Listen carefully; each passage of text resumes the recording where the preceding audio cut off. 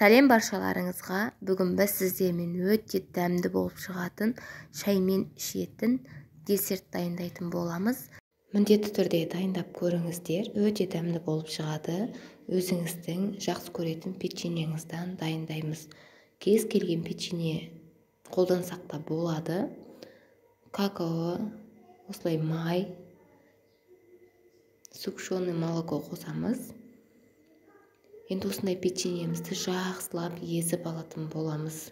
Ұнтақтап, көріп тұрғандарыңыздай ұнтақтап аламыз. Бір шай қасықтай какао қосып, сгущенный молоконы салып, сары майды печеньеміздің аз көптігіне қарай қосатын боламыз. Мен 50 грамм сары май қостым. Жақсылап араластырып аламыз, көріп тұрғандарыңыздай. Араластырып болғаннан кейін осындай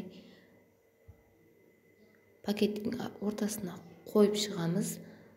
Пакетпен орап, формаға келу үшін холодильникке 1 сағат 2 сағатқа салып қоятын боламыз.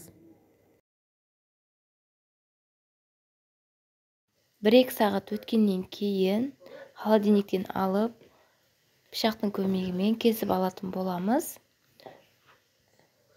Өзіміз қалаған мөлшерде, үлкен, кішілікте кесіп алғаннан кейін тарелкамызға салып, бетін сәндейтін боламыз. Мен сгущенный молокомен сәндеп шықтым. Және де үстіне жаңғақ сепсеңіздер де болады.